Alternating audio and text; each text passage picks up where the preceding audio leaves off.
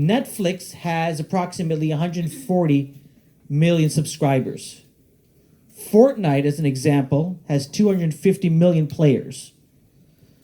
65% of online Canadians watch gaming videos at least once per month.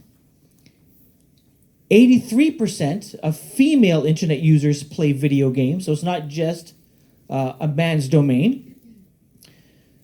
In 2018, so last year, more than 50 billion hours of gaming content was watched on YouTube only. 2018, more people in their Google search engine typed Fortnite in their Google browser than Trump, Brexit, Avengers, or even Game of Thrones. Okay, and Robert, who supplied me with a number of these, had a post on LinkedIn yesterday. So in terms of individual prize money, Wimbledon, you know how much the prize money Wimbledon is? 2.9 million. The Masters golf tournament, 1.9 million. Indy 500, 2.5 million. The Fortnite World Cup, and this is a small number apparently from what I understand, $3 million. All right, so that sort of is a base level for many of you. I know there's some of you in here that know a lot about this and have been playing games for many years. But I want to quickly introduce, or I'll have our panel introduce themselves so you know who they are and what companies they are with and what they do. So, Kevin, why don't we start with you? All of you, just introduce yourselves and what you guys do and what you're doing in the space. And stuff. So, hi, good morning. Thanks for having us. Kevin Johnson. I work at Gameloft. We're a global company, been around for about 20 years. So we're a leader in the mobile in-app gaming space. I'm the leader of the Canadian sales team.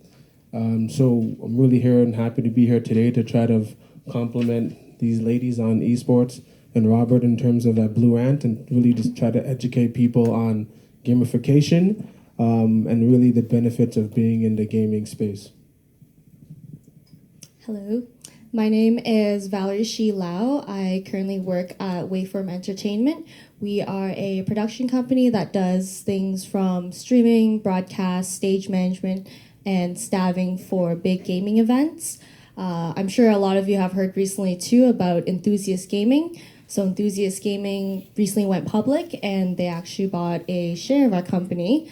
So if you've heard the name Waveform, that's probably where you've heard it from. I'm also the owner and current manager of Toronto Fortnite, which is a complete grassroots company that I started about a year ago. And we currently do a lot of Fortnite events, tournaments, and collaborations in regards to all of that. So if you guys have any questions in terms of Waveform or production or even Fortnite, I'm sure all of you know about Fortnite. I can answer all those questions for you guys. Valerie, could you tell a little bit about, for those of you who don't know, what is Enthusiast? I know it's not your company, but Enthusiast Gaming. Tell us a little bit about that company. Yeah, sure. So Enthusiast Gaming, like a lot of other esports and gaming companies, was also a grassroots that started about, I believe it was 5 years ago.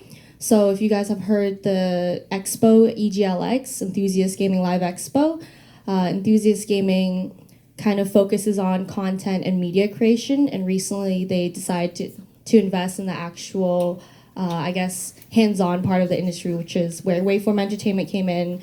And they also recently bought out some teams like Vancouver Titans, one of the other esports teams of Canada, aside from Toronto Defiant, which we're very proud of to have here. But Enthusiast Gaming does a lot of stuff, and they focus on things like online creation. Like they do a lot of vlogging. Their website they have multiple websites that have monthly visits. And I think it was the Gamer blog that is one of the most popular gaming websites where everybody goes for news and, those clickbait articles, top 10 games, everything like that. So Enthusiast Gaming does a lot of that stuff. Cool. Alicia. Hi, I am Alicia Junus. I am the owner and CEO of Accelerate Gaming, also known as AXL. I used to be a former competitive player for a game called Tekken. And then I actually ended up becoming a World Tour caster for multiple games, including Soul Calibur, Dead or Alive 6, and Tekken as well. On top of that, I used to be a film producer and I switched over into esports. So it's a massive jump and it's been amazing so far. I got also rated as one of the fastest growing esports teams in the fighting game community. So really excited to see things take off and excited to talk about it. So Alicia, you had to explain this to me. Okay. So you said, what did you call yourself, a caster? Sorry. Yeah, so it's just like if you were going to watch like a football game and there's a play-by-play, but also a person who gets really excited and hyped for something going on. I can do both. I do the analytic part where it's like I can talk about the frame data of a game. I can talk about what punch is, how many frames it is, why it's certain things on block. I can also talk about this is a crazy moment. This is why it's crazy, and then break it down for you and then get really excited about it and share my passion with people who might not fully understand the game, but they understand when they see a life bar go down, what's happening. So it's about enjoying the moment, enjoying the experience, and rooting for something. That's awesome. All right, Robert. Hi, my name is Robert Rames. Thank you for having me. Happy to be on this panel with these amazing people. I help run the gaming division at Blue Ant Media. Blue Ant Media is an international content company, tons of divisions, broadcast channels, print publications, and some shows that we do around the Cottage Life brand. But basically, they brought me on board about 3 years ago when they acquired a company in LA called Omnia Media, which has since become the world's largest video network on YouTube for gamers. And we're also exclusive representation for enthusiast gaming in Canada, so we represent their 80 sites. It's a reciprocal media representation deal. They basically represent our inventory in the US, and we take over for them in Canada. So I'd say Blue Ant now has the most comprehensive gaming offering for media companies in Canada. Yeah. You've heard a lot of companies mentioned, a lot of players. As we've been learning here at Active since October, there's tons of teams, organizations involved. You've heard Toronto Defiant. There's also the Vancouver Titans. You guys correct me if I'm wrong. They're part of the Overwatch League, which is a game and a league that was sort of developed and put together comprehensively. You've got teams like NBA teams that have their own eSports teams that play in the NBA 2K game as well. You got publishers that you've heard about. You've obviously heard about games like Fortnite and Dota, as right. And then obviously you've got independent companies like Accelerate Gaming, and there's so much more. We got Princess Margaret here, Princess Margaret Hospital Foundation, and they're getting involved in the space. So there is a lot to learn, and there's a lot to become excited about as well as a result of that. The first obvious question, because you got a lot of media people here, is, okay, what are the opportunities available for me as a brand? We won't get specific in terms of what brand. If someone has a question, we can take care of that. But just quickly, what sort of opportunities are there? And you guys can take it in any order as you want. What opportunities are there for media companies, for advertisers, for brands to get involved in the space and with you specifically? Yeah, I'll start off here. So yeah, gaming is a huge ecosystem, and it's extremely siloed. People who are playing Fortnite probably don't have the attention time to go and spend playing multiple games. Now, there are professional and hardcore gamers who can jump from one game to another and be incredible at all of them, but it's incredibly difficult to be at a very high caliber at multiple games. So as a brand, I think it's important to find that niche. Which part of the gaming community do you want to speak to and to communicate to and to reach? Because you're never ever going to reach all gamers with one shotgun approach. I would say the first word is it's an untapped market. There's a lot of opportunity for brands to get a high level of, I would say, engagement. If you think back to maybe 5-6 years ago, social wasn't a big part of budgets and buys, and now a lot of agencies are having just social teams. So I would say this is a good opportunity to learn as much as you can, ask as much as you can today, because why not be leaders in this category? Because 5 years from now, a large part of your budget can be attributed to just gaming as a whole, whether it's dedicated to just mobile in-app games or esports. So this is a good opportunity to try to test things out, I'd say. And just to talk about the how, right? So we talked about what exactly it is, what you're able to do sort of to a degree, but let's break it down into different sections. So one of the main parts is we talked about actually earlier, just amongst us all, we were just talking about like in-game purchases and talking about skins and how it can go towards charities and amazing causes and how you can do something with in-game development without having actually like physical cost besides the labor of creating the product in a digital world, and have that go towards something amazing. You also have other parts, for example, like graphic packages, where you give your logo and then they put it either in their streamers' like titles, they put it in their streamers' like banners on Twitter, so it's available on their social media. They have commands in their Twitch chats, for example, that will play automated every 30 minutes. You have a lot of really cool examples like that. You can also run adverts on them as well. And then you can also just have really cool brands endorsing really cool games. So for example, when it comes to like the FGC, the fighting game community, since the age demographic is a lot higher because they're rated M and rated teen, is that the engagement of those people is a lot higher than what your impressions would normally be, because you have people who are willing to put the money in because they have the disposable income. So it's looking at things like that and looking at which market you're willing to target more, if you want to have more of a larger, broad view, or if you're willing to have someone who is willing to pay the money for an individual product. And that's basically the conclusion of that part. I want to follow up on Alicia's point about graphic packages. So the potential with graphic packages, like she said, just giving your logo and having it on stream. But on that topic too, like live events, like I'm sure a lot of you have heard of EGLX, Fan Expo, or any other big events like Comic-Con, things like that, wherever there's a stream or broadcast, having your logo showcased on the overlay or layout, or even having physical advertisements such as like banners or even like stream, the table panels, what are those called? You know how at tournaments, the panels on the front of the computers? Like lower thirds? Yes, that. I'm so sorry. I couldn't see where we're going. It's funny, eh? Traditional media terms.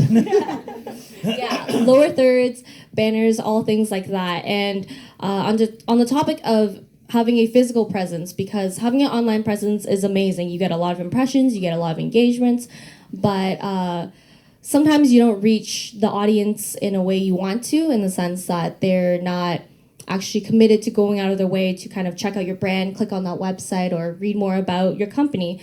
But having a physical presence in the terms of like having a booth at these events, investing in a booth for the weekend of, let's say, EGLX, and just being there and being able to physically tell people about your brand and tell them about your company, or even giving out things like, I don't know, anything simple, like something small, like stickers or lanyards or things like that. It leaves an impression, a physical impression on people's mind, and it gives them more of an opportunity and more of a reason to go out of their way to check out the company and brand. And showing your involvement at these places too. A lot of companies that, like Alicia mentioned too, like charity companies, like Sick Kids often has booths at these events. Yep, Sick Kids is actually very involved in the gaming industry, and seeing their booth there physically and seeing that they support the passion and the people behind the gaming industry and esports industry and content creation and whatever it may be, it leaves such a long-lasting impression on everybody. So I guess bottom line of my little blurb is having a physical presence too, along with the online presence of social media and having your logo just planted on things. Having the physical impression really shows people that you're actually invested and you're not kind of just hopping on the bandwagon of gaming and esports. And to build off that, probably in the 60s and 70s, there was a lot of endemic brands that were advertising to baseball audiences, the Rawlings, the Louisville Sluggers, and then slowly we saw major brands bleeding in there, and now it's just about every brand is involved in professional sports. We're seeing that in gaming and esports as well, where early days, it's a lot of endemic, the gaming chairs, the peripherals, the sort of hardware that you see the advertisers. But now the Coca-Colas, the Nikes, the Pumas are getting involved. The bigger brands are making the investments in the space who, 4 years ago would have said, no, we're not touching a shooter game. It's violent. People are running around shooting each other. We don't want to touch this. Today, the climate has changed a lot. And gaming, in a very broad sense, has become incredibly more inclusive. For a long time, it was the basements, the boys' bedrooms, and it was predominantly male. Now we're seeing the shift where it's closer to 50-50, which is amazing. Well, there's tons of questions that have come up from this. The first one I have is, we talk about skins and banners and things like that. And I don't know if this is a question for Valerie or Rob or any of you. A lot of our clients, when they got into social, they say, we got these assets. Can we use it on Facebook? Can we use it on Snapchat? So they've got, assets like videos. Brands have started getting involved in influencer activations. And, they say, okay, we'll give, product to this influencer, and they'll do a pretty video or a pretty post on something like an Instagram. How can they take some of these assets or this understanding of how to develop creative and translate that into your space? I'll go. So I think, again, for esports, and the rest can speak on it, but just gaming as a whole, again, it's just changing the misconception of gaming.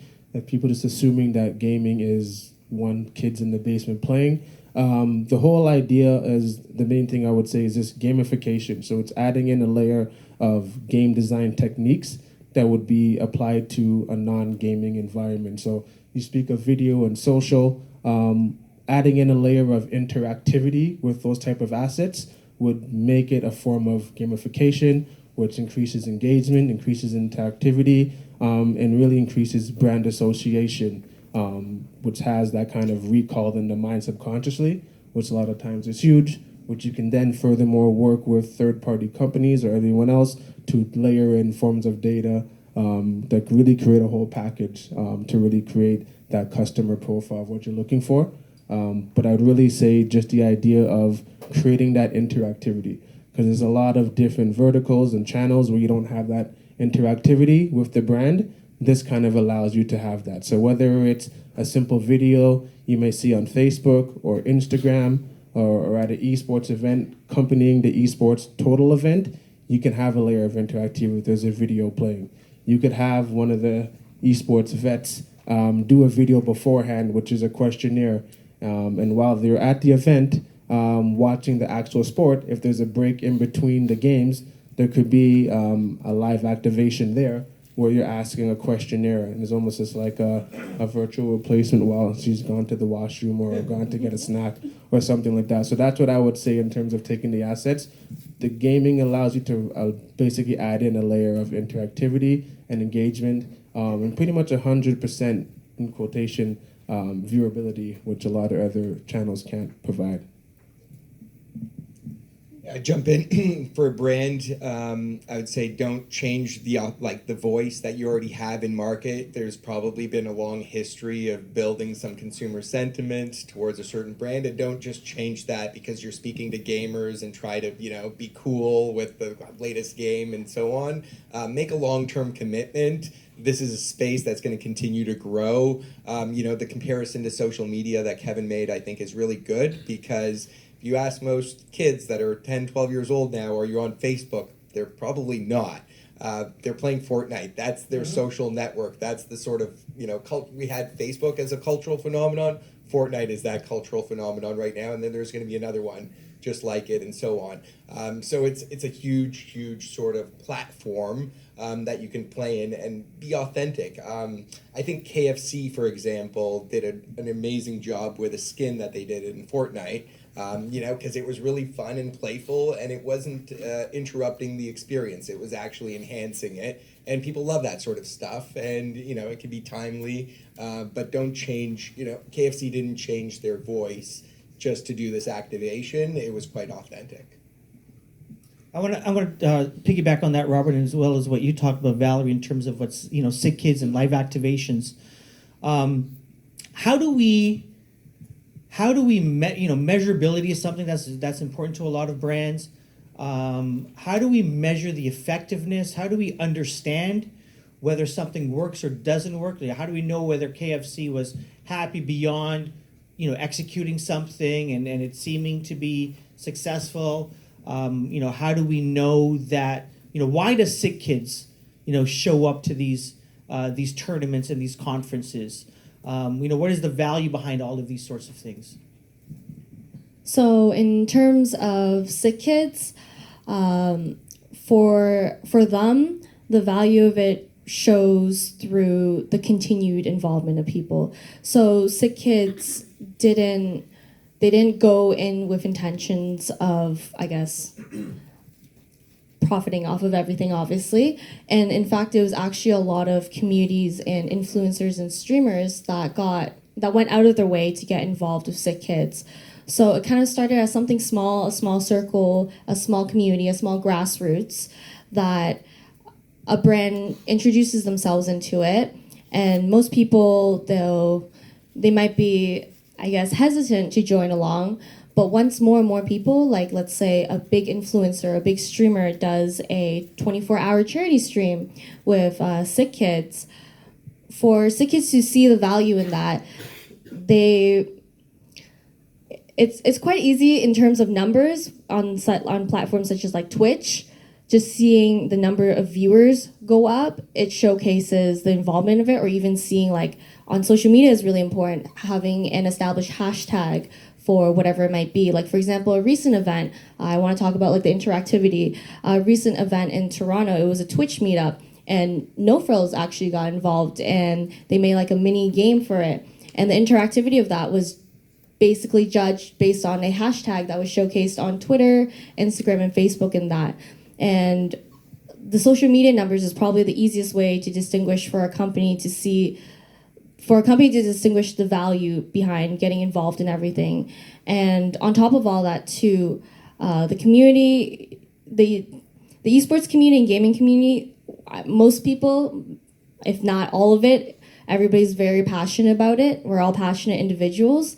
And when we see value in a company too, we show it. So for a company to get more involved in terms of physical and social media, and having live activations at events, or even having like the graphics package and video assets online, the community will always show feedback for it.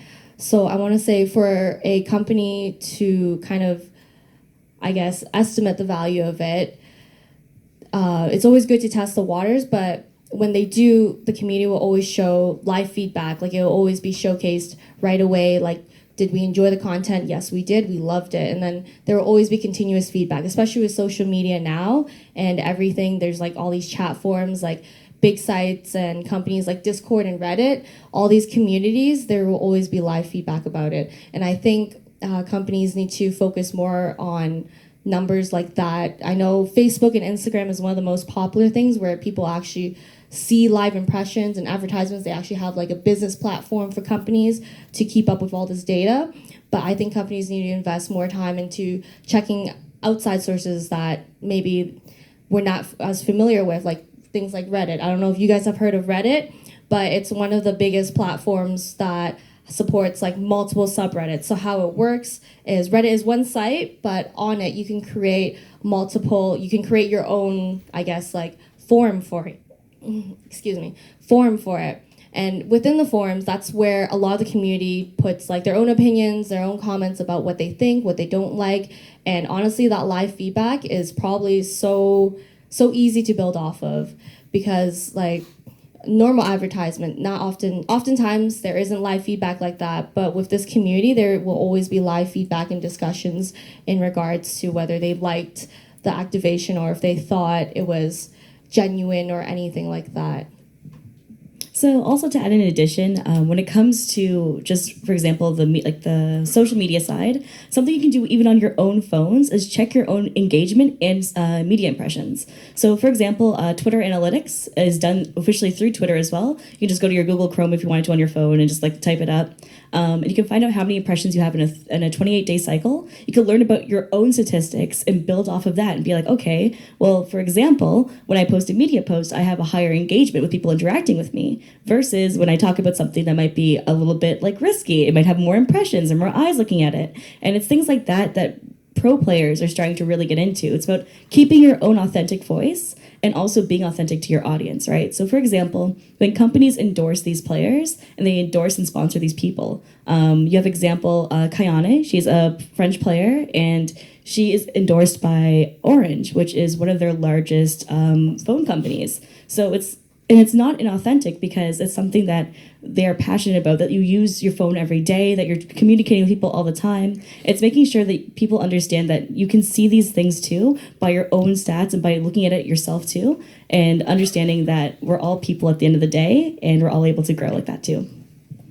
And to build off that, the Reddit point, if your brand makes a misstep in the gaming community, they're going to let you know. They're very, very vocal about criticism, like brand involvement for sure.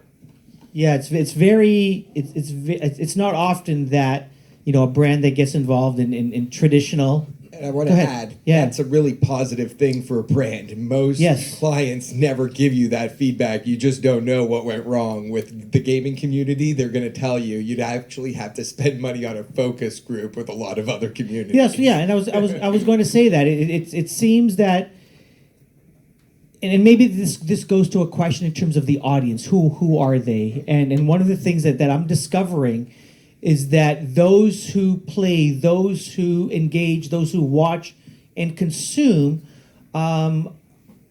it's very interesting because they're doing that at the expense of other media, right? And I do a survey of one in my house with my son. He doesn't like his photo being taken and us putting it online. He's not on. I have his Instagram account, but he doesn't want me to have it. I set up his Twitter account, but he doesn't want there to be a Twitter account. He doesn't, when he sees commercials, we haven't had cable in our house since the year 2000. He doesn't understand, what are these? Why are they interrupting this show? His commercials experience is when we go to the movies, and see that experience. There's no such thing as the only radio we listen to our house is public radio, so he doesn't hear commercials there. He doesn't read the newspaper. He's no magazines. It's YouTube and gaming. And he communicates with his friends through some of these games. So in terms of going back to the audience and how do we measure it and who are they? Talk about, and maybe it's the people that show up to your tournaments or the people that as you travel the world, Alicia, the people that you see there, or Robert as you're putting together, Robert and Kevin as you're putting together, plans for agencies and clients. Who are these people that we are reaching in this community? Wow, so that was a well-worded question. That's a lot to shove into one question, so I'll try my best. So just kind of taking it in parts. When it comes to, I guess like a great example would be Obsidian. That's a stick of brand. Quamba USA. They actually are one of the backers behind the game Tekken, so their Tekken World Tour and everything too.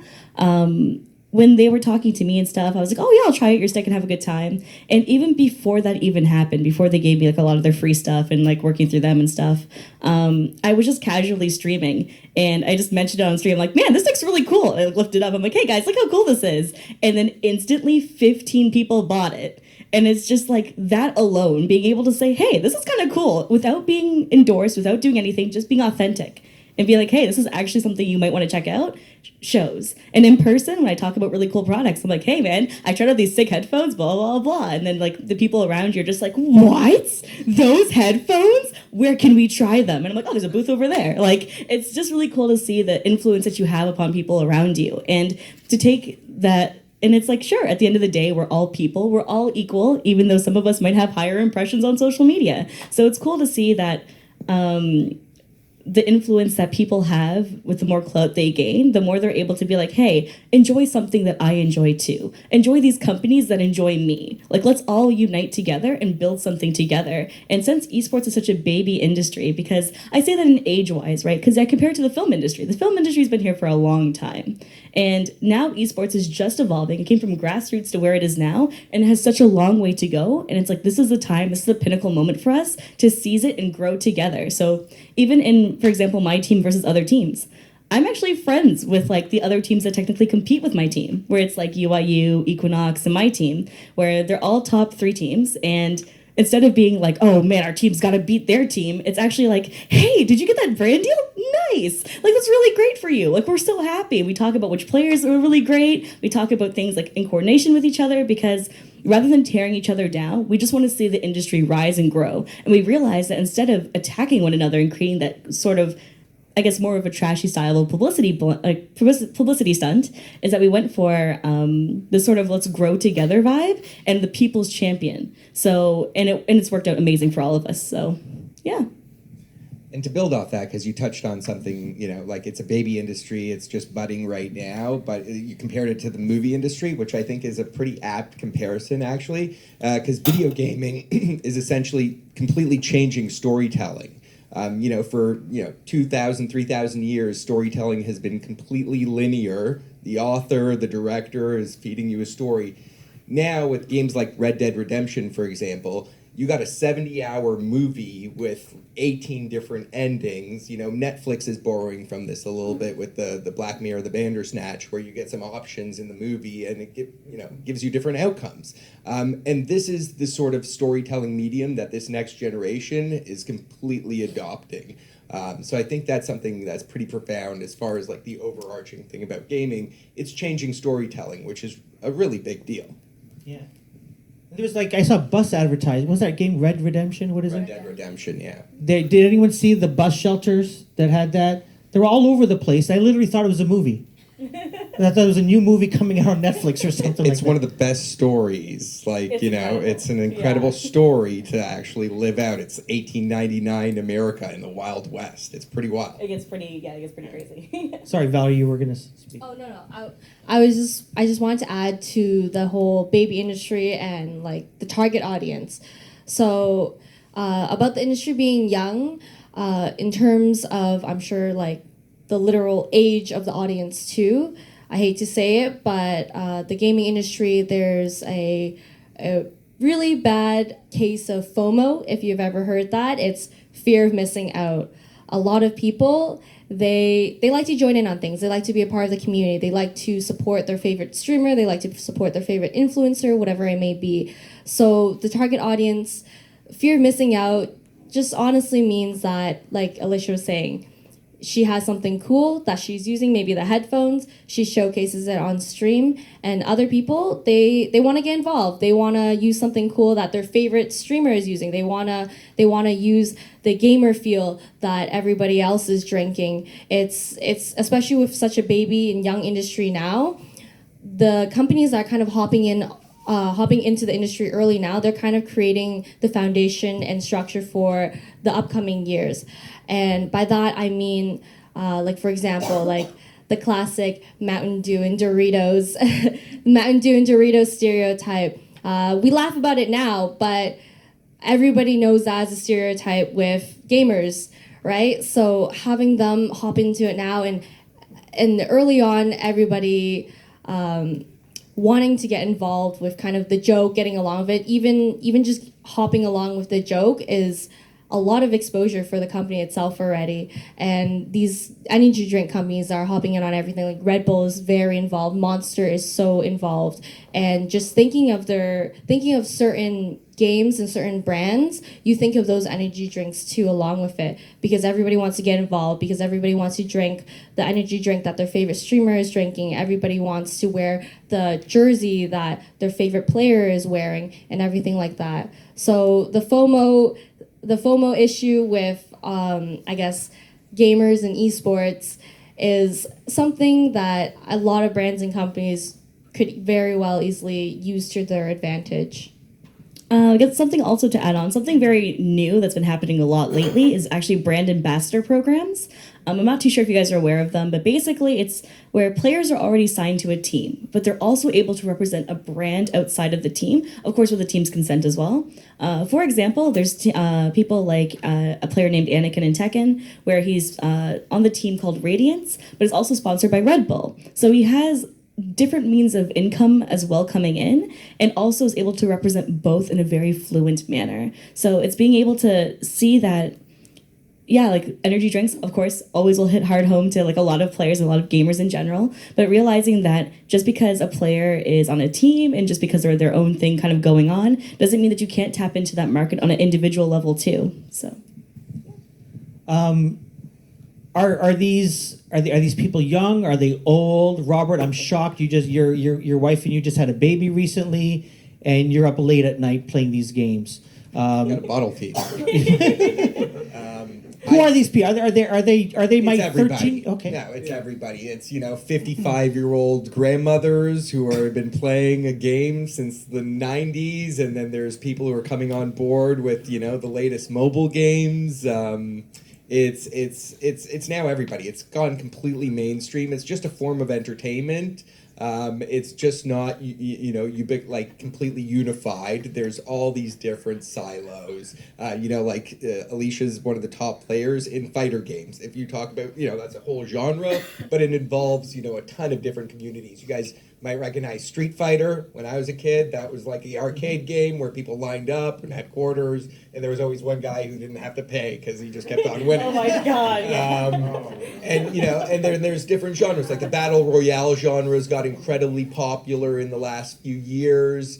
But then there's sports games, which obviously like the MLSEs play in with the NBA 2Ks because they already have the rights to the NBA and all these sorts of things.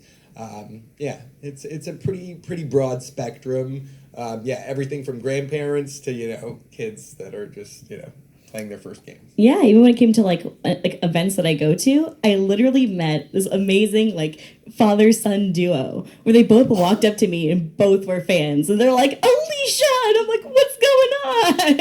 And it was amazing, and they were just like, yeah, it was so cool. I'm like, yeah, and they're like, would you like to play some games with us? I was like, sure. Like, is there a setup? Let's go. And it's like amazing to see that it wasn't just like a son who was excited, their parent kind of bringing them along. It was this enthusiasm from both parties, because he was just like, yeah, like, yo, we should all grab drinks together after. And I'm like, no, thank you, I'm good, but that's really cool.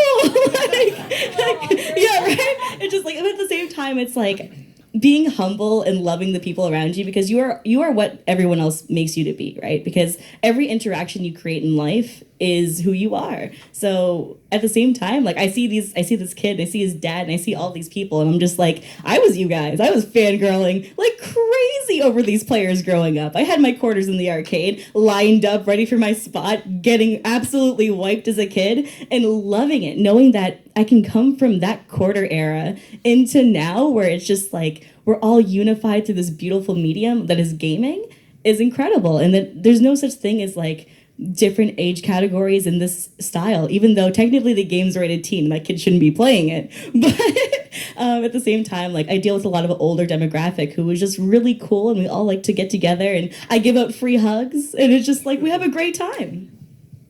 I would just say, in terms of the demo, again, kind of what everyone said, it can reach from an infant all the way until in your wish bed if you're 90, depending on how functional you are. But I would give three main examples.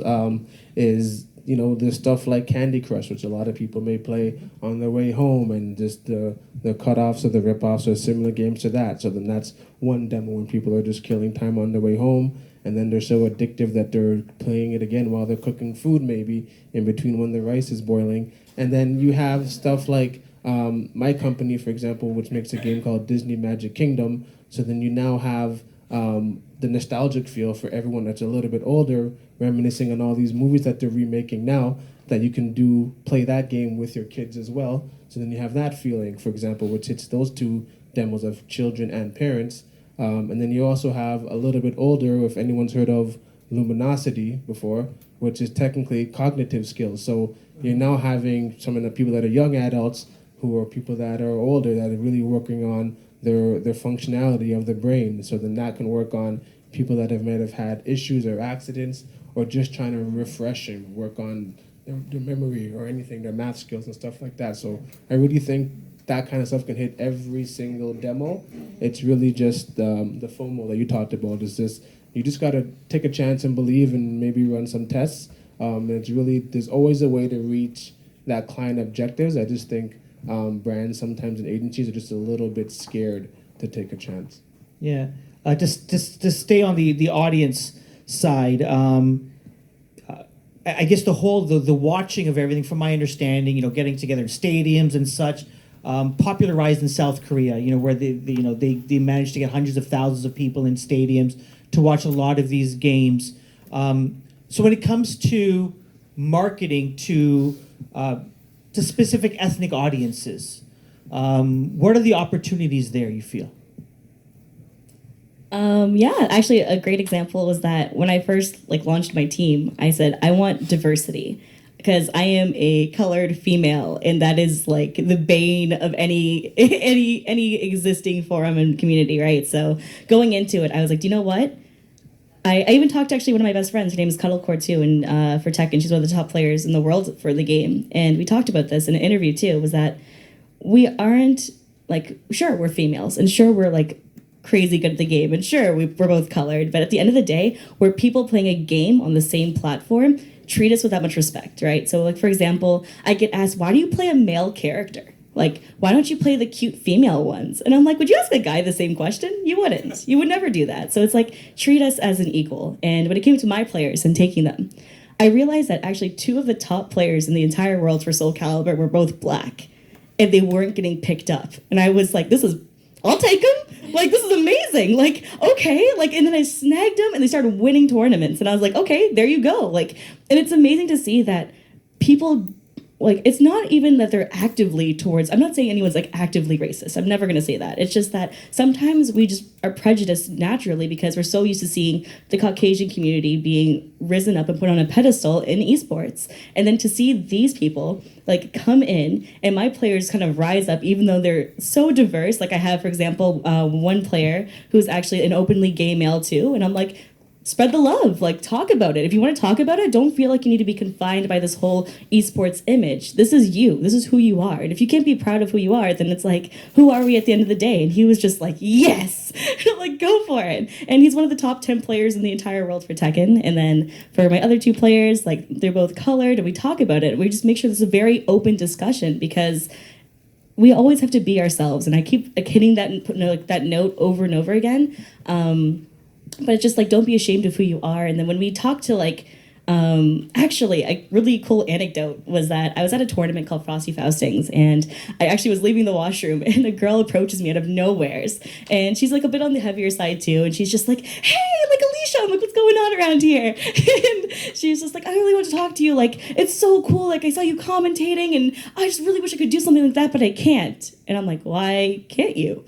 What's going on? And she goes, oh, well, it's just that everyone says so many negative things about me. They call me fat, they make fun of who I am, they make fun of me for being so dark. And I just kind of stood there, and I had 2 options, right? I could be you know what, screw men, right? Or I could take the other option and set a tone. And I was like, do you know what? This is a moment where you can learn that it doesn't matter what those negative comments say. It's about who you are as a person.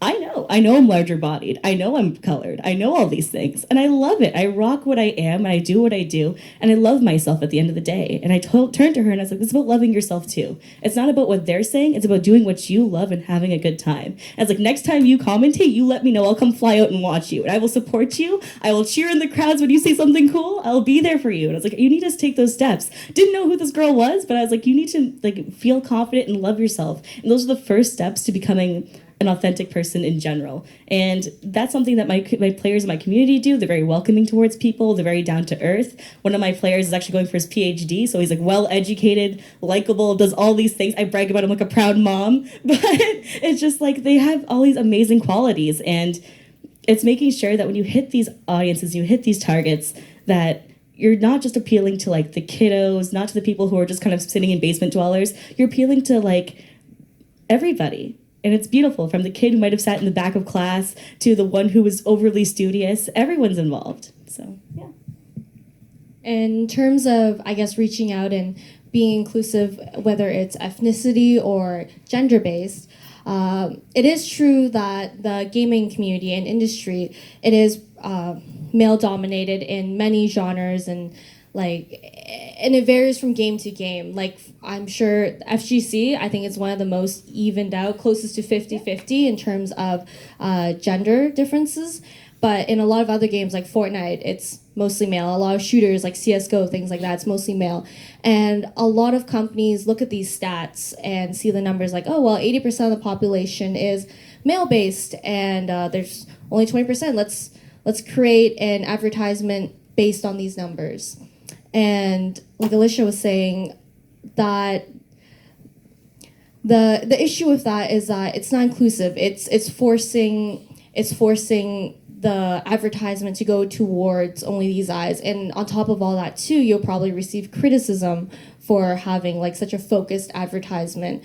And the gaming industry and community, we don't ask for a lot in terms of advertisements. We just want equal respect, right? In terms of like advertisements that are just targeted to males, whether it's like, it could be something ridiculous like having like gaming gear that's only available in male sizes.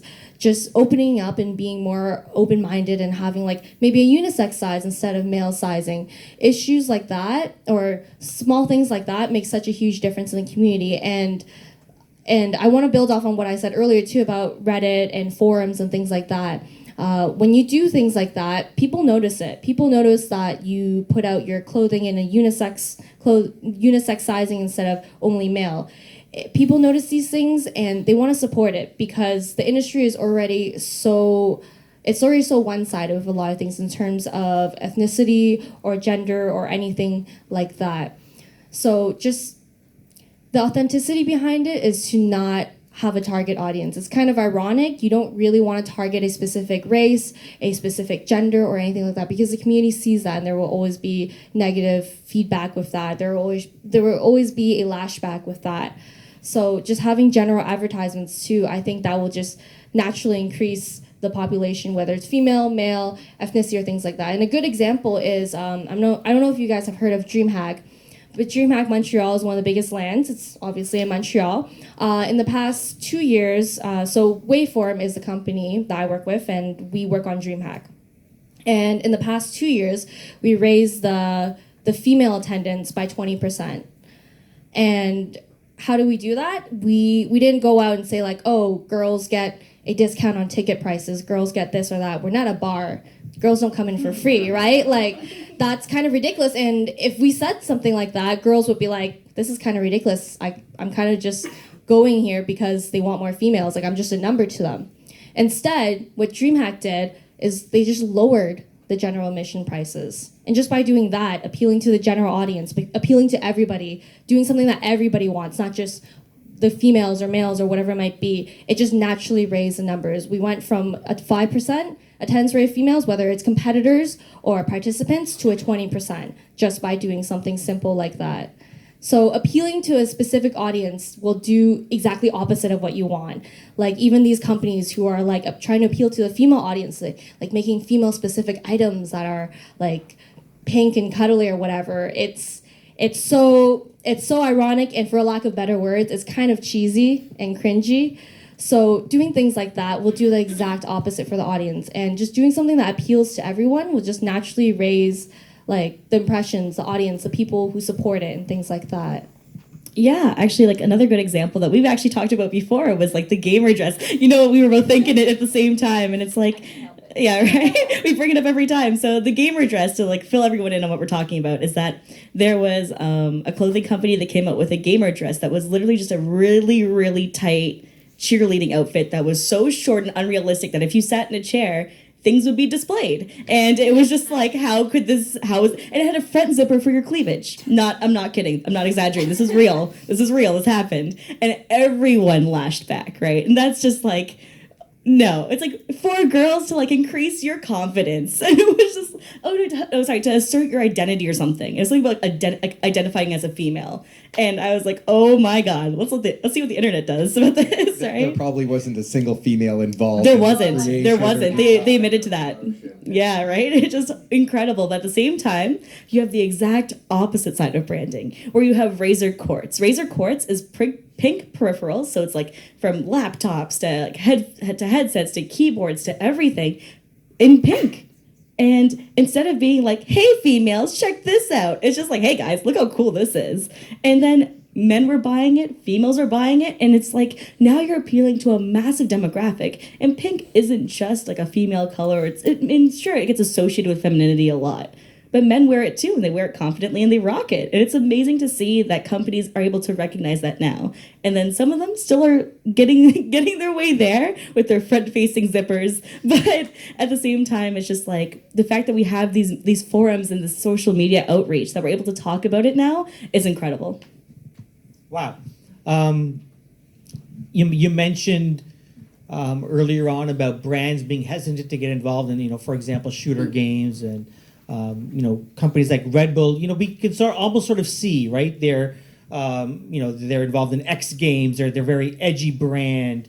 How do some of these non-edgy brands, these mom and pop or brands that have been around for a while that have got shareholder value to protect and be concerned about as well, where can they get involved? How can they get involved as well?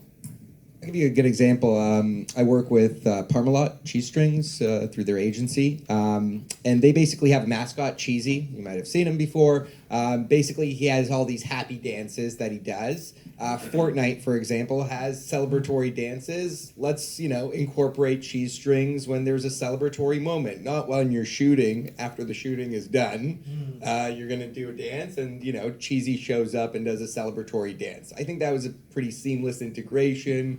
Pretty brand safe. Parmalat is a pretty brand safe brand, and I work with Disney as well, arguably one of the most brand safe advertisers out there. And when we do an integration, it obviously goes through a ton of approvals and so on. So they're probably a little more hesitant to work with a platform like Twitch because it's live and they don't have all the approvals to go through when they do branded content, but they would much rather do something on YouTube because, before it gets posted, it goes through all those channels. So there's, for different brands, there's a different answer. There isn't a magic bullet that I have for a brand in gaming. Yeah. Sorry. I think the first step again is saying we're not much different than the verticals, for example. So the approval and process relatively stay the same. I know with us, brand safety is king because before getting into advertising, we were just a gaming company for like 8 years. So we ensured that we're brand safe before anything. But that's just my company. So gaming as a whole, though, when you really think about it, predominantly it has been a safe environment. And the user at the end of the day gets to pick and choose what kind of game they want to play, what kind of game they want to view and stream. So when you're really thinking of that audience, your brand has an idea to an extent of where they want to be. And then you can talk to them about handpicking where they want to be. So I think when it comes to safety and being in an environment, that's just a discussion that you have with the brand. And from that standpoint, us as the experienced veterans, we tell them or educate them on exactly where they should be. And then they should kind of have an idea because they've already been playing in certain environments, which is reaching the same demographic, just in another way. So that's kind of when I went back to the first time when I was giving the introduction. It's really just an untapped market. It's not an evil market or where bad things happen or there's bad things that come with it or bad connotations. It's really a safe environment. Gaming has been around for ends and ends from Atari days. So we never really heard anything bad with Atari or Super NES or all that kind of stuff, PS4. So I don't really think it's a negative connotation that comes with gaming. And it's really just taking that platform and really applying it anywhere. One thing that we did, for example, was with Kellogg's, where they already had their website and they had a bunch of games on their website, but they weren't happy with the way the game looked. They came to us and we just kind of revamped and actually reskinned the way their game looked, just because we've been making games for years and just made it look better. So it wasn't necessarily something where they're uncomfortable with. We just told them that they can improve it. I've seen things on dating apps, for example, where it's just taking KFC and they had the new brand of the Colonel Sanders and wanted to make it look younger. So I kind of appealed to the women or the men where they could swipe left or right, and it really was a fake profile. But again, going to gaming, you kind of got that interaction when you thought about it, right? So that's kind of one thing that we pitch. So we're always just trying to find ways to kind of have that safety level or being in environments where there's nothing to really fear. So that's, again, it's always, I think the key thing is having that starting piece with the agency or their brands to just not be scared, and we would always be transparent, letting them know what's the pros or cons for that specific campaign. Yeah. I think too, research is so important. Like you were saying earlier too, there's a lot of options to pick and choose from, and brands and companies need to keep in mind too, if they were to sponsor or partner with a specific player or team, they're sponsoring the team, not the game, right?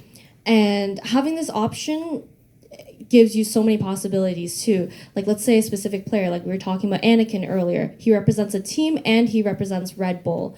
So having the option to kind of pick and choose these players, and they're oftentimes very flexible with it. If they want to choose to represent your company at an event, or maybe just online, having that online presence. So brands and companies, I'd say one of the most important things is research, especially when you have so many resources at your disposal with these players and teams and competitors and whatever it might be. Because especially in this industry too, social media is so important. It's so huge. Every single player, caster, commentator, or even just event organizer will have social media at your disposal, and it's so easy to just click on it, check it out to see how they are on social media, and from that you can kind of pick and choose what you want your brand to represent just based on looking at their profile, right? So if you see someone who maybe like they play a lot of, I don't know, shooter games, and you don't want that, then you can research someone else. There's so many options for these brands, so it's having like a brand safe representative is so easy to obtain right now. I want to stick with you, Valerie, for this question. You run a community, a Fortnite community in Toronto. How could a brand get involved with your community? So in the past, we have had many brands reach out to us and get involved. The easiest way is, first of all, just sending the first message and asking to meet up. But the best way to get involved too is actually showing support for the community. Most of the brands that we've spoken to, the brands that kind of just offer like a flat amount of money, we'll give you this much amount of money for you to show our logo on, let's say, your jerseys or your event page or things like that. Those brands don't really stick in the minds of people. The brands that we really love working with and the ones that reach out are the ones that go out of their way to kind of brainstorm on how we can collaborate together on like a bigger and more, I guess, intimate scale, in the sense of they want to get involved with the event. They want to come to the event in person and show their support and physically give away stuff, or physically ask people to join a survey for a giveaway or things like that. I think the best way for brands to get involved with grassroots communities and smaller communities is showing support, showing the authentic support that, hey, I want to grow with you. If you're profiting, I want to profit too, right? If your community is growing, I want to support your growth. I want to be a part of that growth. I want to be part of the team, I guess, right? So with my community too, we actually sponsor players. We currently have 8 players that compete in Fortnite and the Fortnite World Cup and all the local LAN tournaments.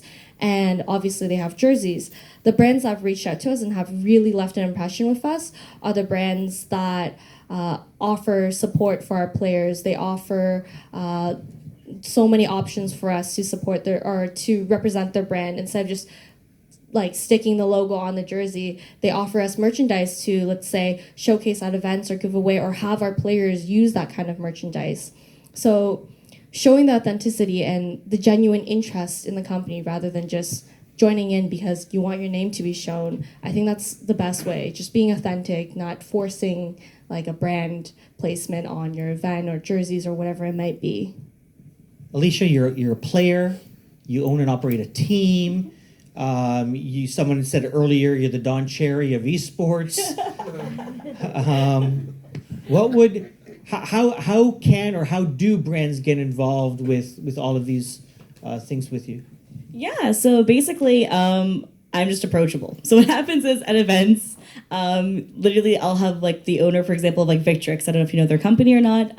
They do like headsets and fight sticks and things like that. He walks up to me and he goes, "Hey, there's a bar downstairs. Want to go grab a drink and talk?" And I'm like, "Sure, why not?" So we just have like a great old chat. And it's just like, at the end of the day, right, is that life is about being humble and about being ready to accept and just listen and hear people out. So he came up to me with like a bunch of ideas and things that he would love to do with us. And then another fight stick company approaches me and they're like, hey, by the way, Alicia, so how's it going? I'm the representative of, like, for example, like Hitbox approached me and they're like, I'm the representative of Hitbox. Like, I would love to talk to you for a second. And I'm like, sure. And it's like keeping that open ear and that open level of communication with everybody and keeping a level head, because we're always receptive to at least listen, right? Because we're very eager. Even if we may have conflicting interests at some point, or we have conflicting brands at the same time, like hearing each other out and being able to approach people is the biggest step. So for me, it's whenever someone approaches me in person and talks to me, always will hit home originally. And then it's like, besides that, it's just like, oh, my wonderful manager is just right over there, my team manager. And it's like, yeah, he'll have a chat with you like through email and I'm going to just be there in person. So like, talk to me when I get there. And that's basically how it works. For example, there's oddly enough, Papa John's is over at a tournament I'm going to in Birmingham in my God, my dates. Okay, yeah, July. Sorry, I'm flying out a lot. So in July, so I'm going to be going to a tournament there, and it was cool because they're just like, hey, we would love to have a chat with you there too. And I'm like, see you there. So it's really cool to see that instead of, like, as she was saying before, like, as Val was saying before, like, authenticity. It was just that they want to meet you in person and talk to you, not because of just what your team is or like putting a label on you, but because they're like, you're a really cool person. Your team has really cool people. Let's connect together and see what we can make happen. And whether it be like using their fight sticks or whether it be like eating a slice of pizza or like using their cell phone company. It's like, oh, there's so many different variants and options with all of this that it's the perfect time to enter in, the perfect time to just start a conversation. And that's like the token thing, is just talking to people. Yeah, and I just want to build off that because I think Alicia raised a really good point. There's just so much value in getting involved with the creators in the space, the influencers, the competitive gamers right now, because it is a new industry.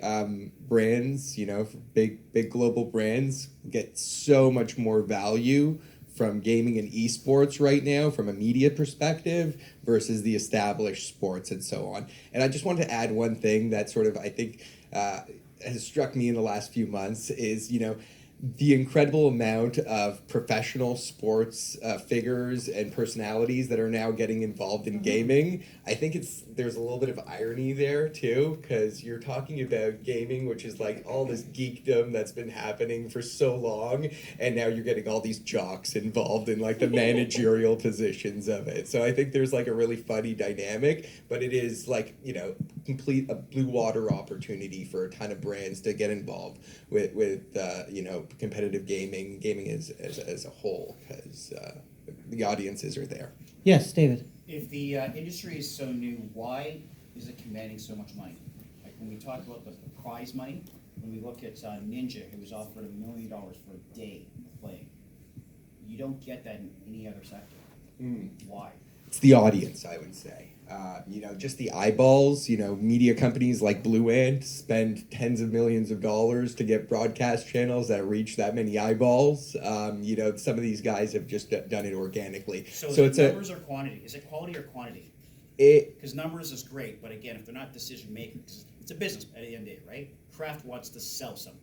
That's right. So, but they need mass awareness before they can do that. And partnering with somebody like a Ninja is going to give you a ton of eyeballs. And whatever the brands like Red Bull are spending with Ninja, they're getting a multiple versus their other media investments because he is so big. And Ninja's a perfect example of like Alex Rodriguez and Brad Pitt all in one, because he is entertaining and he's also incredible at what he does. So this is just like a conjunction of all these different sort of mediums that are coming together, and brands have this opportunity like never before. Women get excited when they see Brad. Some men too, sure. Are you saying they do that when they look at Ninja? Absolutely. To speak from a different perspective, like at the same time too, right, is that Ninja has changed his branding. Like if you watched him from previous time before he hit the jackpot basically with his audience, was that he was a lot more of an aggressive streamer. He made fun of other streamers. He was more or less more of a toxic player, right? And he rebranded himself to be this family-friendly channel that could play in households, that you could watch with your grandparents watching, because he doesn't cuss. When he gets frustrated, the most he'll do is push back his hair. Like, he just completely rebranded himself. And that's the reason why it's like people are willing to pay that much money, because to have someone who's that family-friendly, that you can actually play it in front of your parents too, that you can play it in like a building and not have to worry about something, is also a different element, right? Because we talked about, you said quantity versus quality, was that you're getting somewhat of a quality in there because you have parents who actually have money over these kids that are watching this content and watching this branding and just absorbing this now because they're in the same room as their children. I will just dab into that, even though our company's just getting into esports. With the quality over quantity, for me personally, I think one of the big things is when we go to meetings, or I go to meetings, is changing that mindset. If a brand asks that, like it's a craft and we want to move product, I then say sometimes with eyeballs and impressions is, what can you guarantee with a out of home display on the Gardner Expressway, right? It's just tons of cars driving by, and when you can take these influencers and what they're doing, I think the main thing is they're starting to be compared to athletes and entertainers. So you might not want to see Brad Pitt, or you might want to see Brad Pitt or LeBron James or Pascal Siakam or Serge Ibaka, whoever all those guys were yesterday, but they're just giving product to sell, and now you're just getting these people who now have 1 million influencers and 1 million followers, and it's why not add or associate the brands with them, because you still have professionals, you still have a lot of other celebrities who have a quarter of what these people have, because just the way our economy is moving and social is moving in general, you're having these social people who have triple the amount of followers than some of these celebrities do. So it's just about getting on board with this movement of gaming as a whole before you fall too far behind, I think, to be honest. For those, sorry, go ahead. I have a question, sorry. And forgive me because I don't know a lot about this world at all. But from a brand, you guys talked about a lot of global brands, and these brands have larger budgets. And, you know, if someone in America and Canada and wherever sees Red Bull, they all carry Red Bull. I represent a brand that's only in Canada. So what's your recommendation on targeting, not to a certain gender or ethnicity, but nation, like just in Canada? Yeah, so I guess like just to start this off would be, for example, like my team has international players too, right? So it has Canadian and international talent in it. But the thing is that the Canadian viewership is still viewing these large-based tournaments. So they're still seeing these players play at this pro-competitive level at the same time. They're absorbing a lot of the same information that globally everyone's absorbing. So it's a really great time to like invest into like take the time to market to these people. And then also when you have a Canadian talent representing Canada coming out to these events, and then also being like, hey, like for example, I'm a brand ambassador for like XYZ company because they're part of Canada, I'm a part of them, this is how we work. Or starting with a Canadian company and being like, hey, we support this, like for example, smaller company and smaller brand because they're a part of us. And it becomes more of a passion based, which isn't bad. It becomes more of a passion based, which creates more engagement rather than impressions, which we were talking about earlier, where impressions are eyeballs.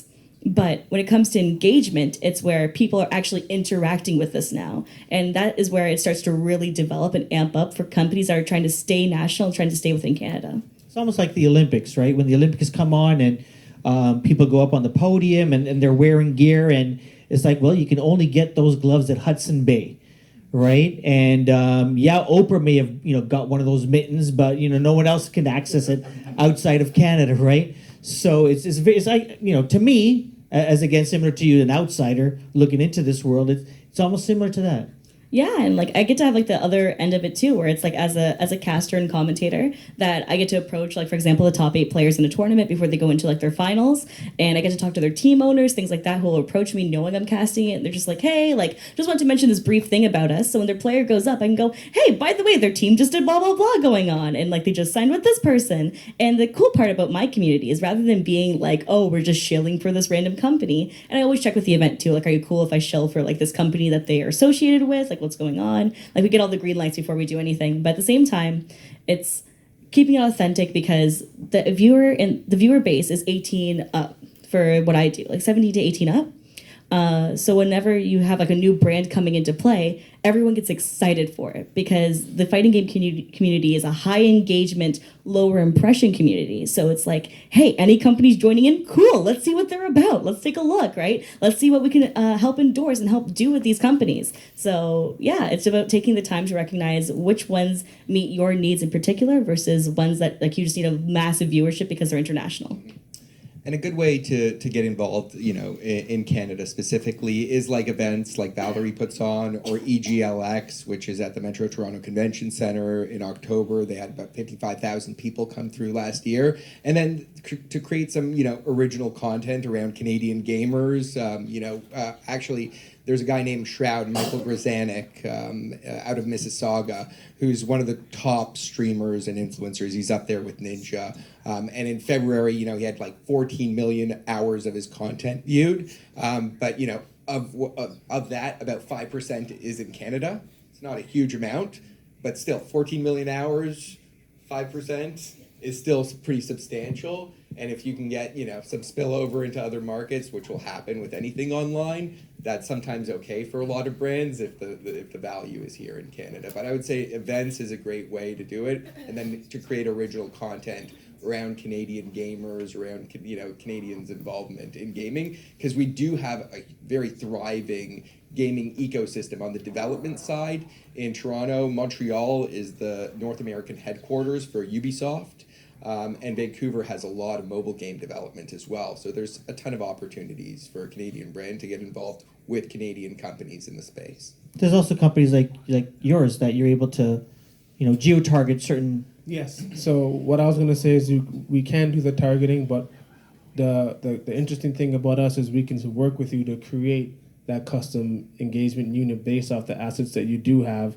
If there's an application that you have is just focused on Canada, we can tweak that or add elements within the application that, again, focuses on engagement or interactivity, whatever layer you want to have. And then furthermore, we can add that to your website. So you don't even have to leave the comfort environments that you're already in to help achieve those goals of how do I reach people that are just in Canada. We can reach the ones that are already coming and that you're around. And if you continue, obviously you want to branch out to more, that's how we do it, because we can layer into different websites you're going to, different, I guess you can say, events and whatnot. We can create activations that are already there and create, whether they're small, quick 30-second games or whatever not, and reskin them. So that's kind of, again, when I go back to, it's really the objectives and sitting down with us or anyone on the panel and asking, this is what we want to do. What do you think is the best way to gamify it and to help us reach our objectives? Yes. So tying in what Valerie said in terms of having a global message, not specifically targeting any specific type of game or gamer or whatnot, and there's obviously the dichotomy between targeting a demographic like Canada gamers is very different from American or Korean gamers and whatnot. At what point, what's the balance? So for example, we're Princess Margaret Cancer Foundation. We're a Canadian research center, but we do global impact. Do you think we should leverage a Canadian brand, or do you think it's better to just look at cancer as a whole because it affects everyone around the world? Because it's better to have, because you might have more engagement with the Canadian fan base because Canadian brand. But in terms of the mission, messaging, it doesn't change. But in terms of whether we add in more Canadian-based branding or not, that's it. Can I go first? So to speak in terms of the messaging and the content relatively being the same and the education, just from a gaming and custom execution standpoint, we're a global company as well. Gameloft actually was created by two brothers. So one created Ubisoft and the other created Gameloft, and I don't think they talk anymore to each other, but that's how it started. And every day I wake up to tons of emails from across the world to all the different sales reps to see what they're selling, what RFP, so I get a really good idea of what we're doing on a global scale. So one day I saw, I think it was in Europe, that we were in the process of developing an app for diabetes. So what that app was able to do was you were able to create an avatar, add in your height, your weight, and all that. And what it did is it was able to help you to track what you're eating and what you're doing to ensure you're taking your medication. And within that, we added layers of gaming, for example, because we wanted to keep it interactive and fun. So it allowed you to continue to come back to your app on a daily basis. So almost like if there's workout apps that you have on your phone or all these different kind of apps. So that was one way that you can take that aspect and apply it to Diabetes Canada, Diabetes Europe, Asia, Caribbean, and whatnot. So I think that's one way that we try to tackle that, is those big initiatives, whether it's government, health, all those kind of things, is that there's a concept and a similar message that you can apply across different areas, but the core is still the same. Yeah.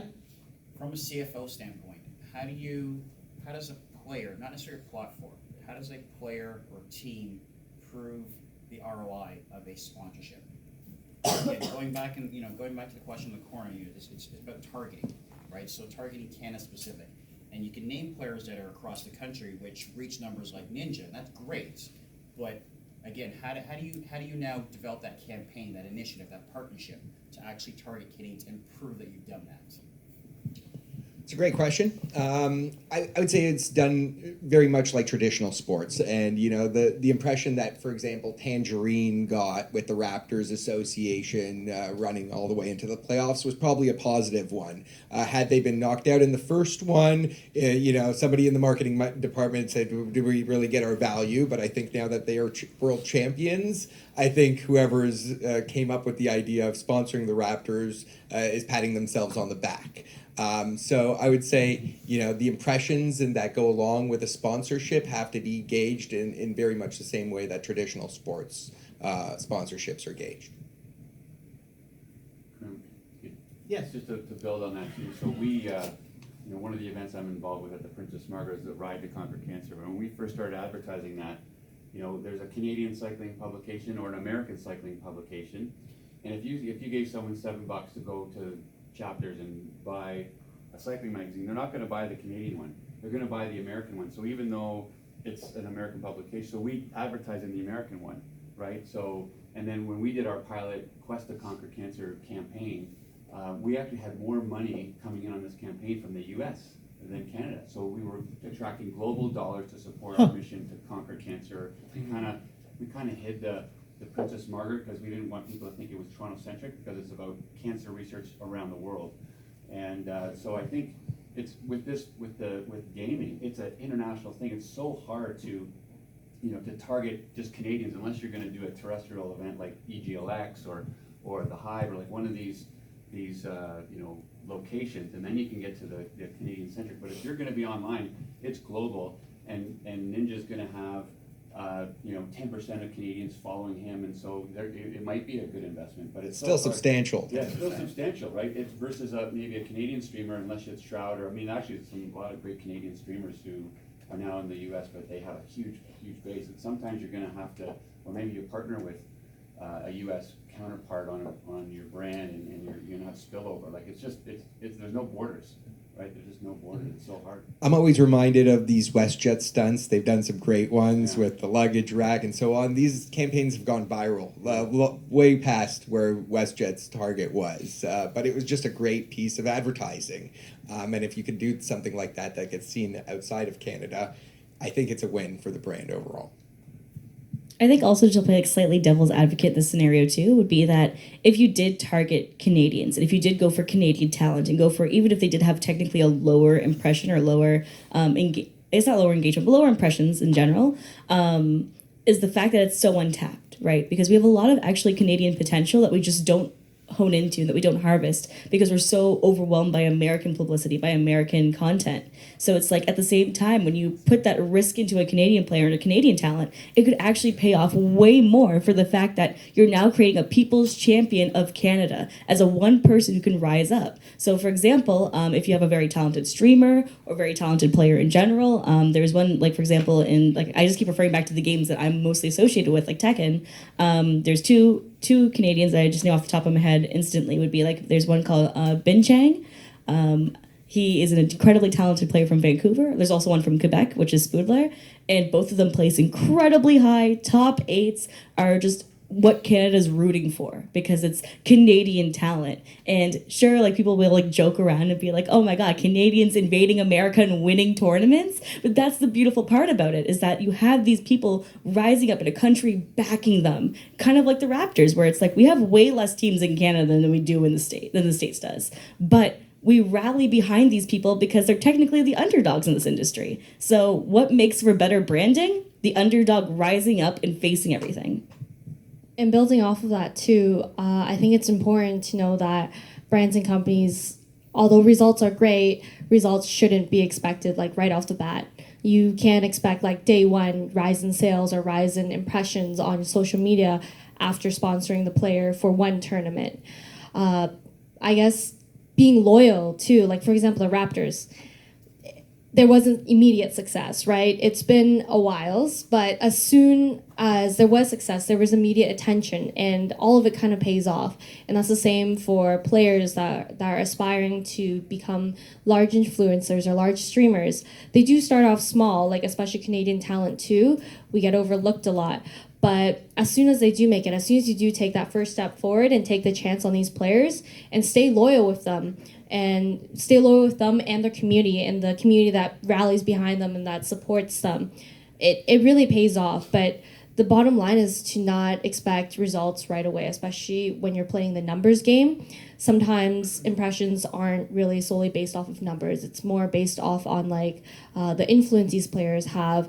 The more you show your brand, the more the players show up physically with your brand. It's the loyalty from the community and from the players themselves. Awesome. We are near the end of our session. I'm sure these guys will hang out a little bit, have some more mimosas, please. So if you have any other questions, please feel free to approach them. I want to thank everyone for spending your morning with us. Please fill out the feedback forms. They'd be greatly appreciated. There are still snacks available. To Kevin, Valerie, Alicia, and Robert, thank you so much for your time and your knowledge. Thank you. Thank you for having us.